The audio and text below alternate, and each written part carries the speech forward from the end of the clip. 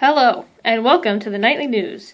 I'm Snoop E. Brown. Tonight's top story is about the recent ethical dilemma that occurred on the campus of 100 Acre University. We go there now with our special correspondent, Ted E. Bear. Ted, what have you got for us?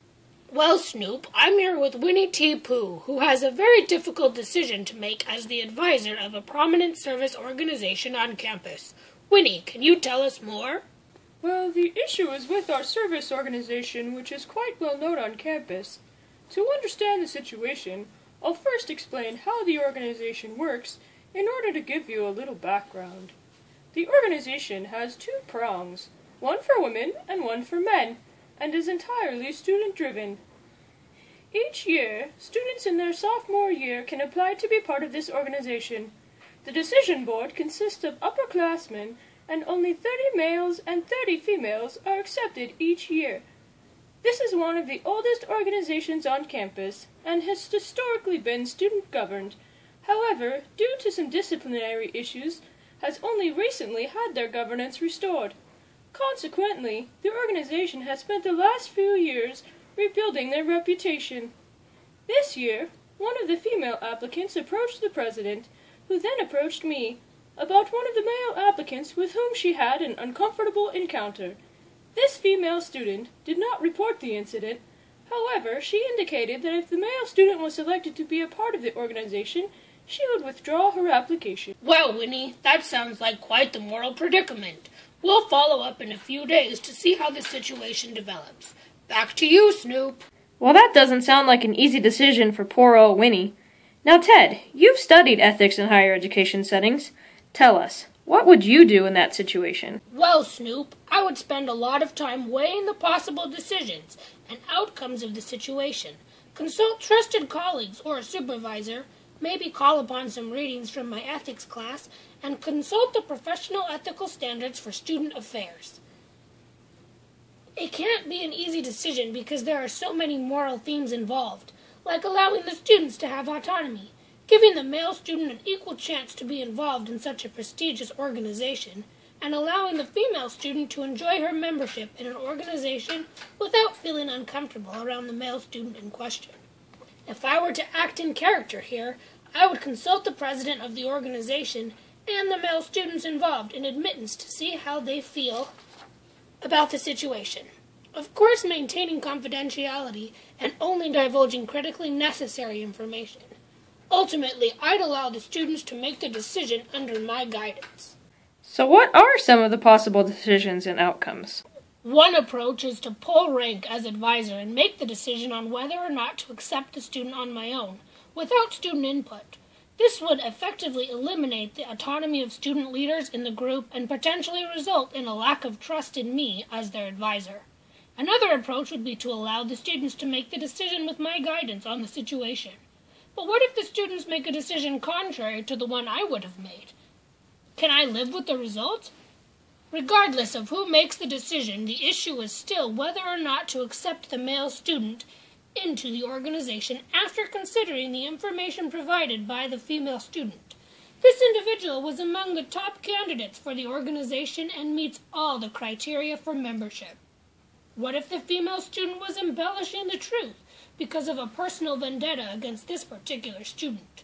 If so, not accepting the male student into the organization would be unfair and could affect his future by denying him the ability to gain the experience. If the female student is telling the truth, allowing the male student to be part of the organization would result in the female student withdrawing from the organization.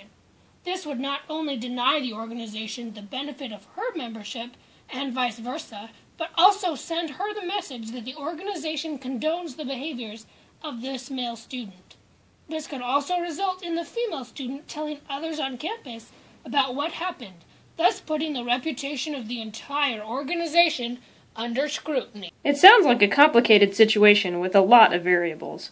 What are some things to consider when making decisions in these situations? Well, first it's important to consider the major stakeholders in the situation. In this case, there's both the female student as well as the male student. All of the students in the organization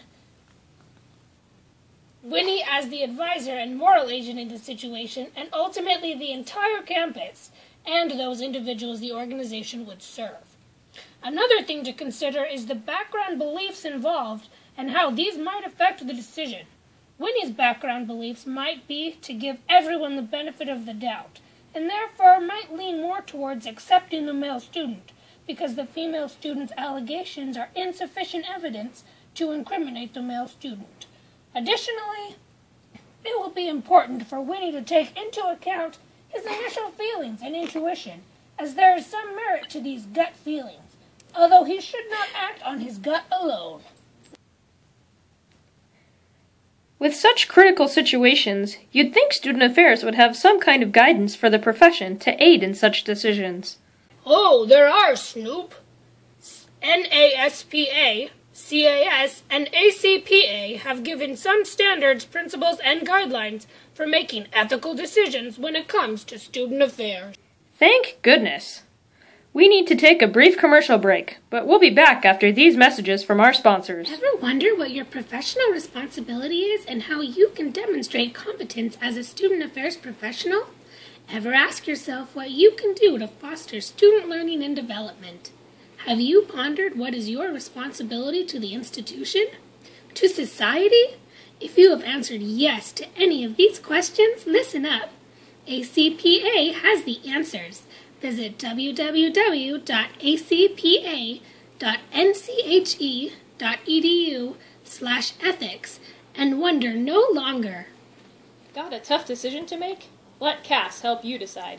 Here are just a few principles to consider. Following these principles can help you arrive at the appropriate decision for your ethical dilemma. Find us on the web at naspa.com/CAS ethical statement. CAS, because you can. And we're back. We've just received word from our special correspondent, Ted E. Baer, that a decision has been made regarding the ethical dilemma at the 100-Acre University. Ted, what can you tell us?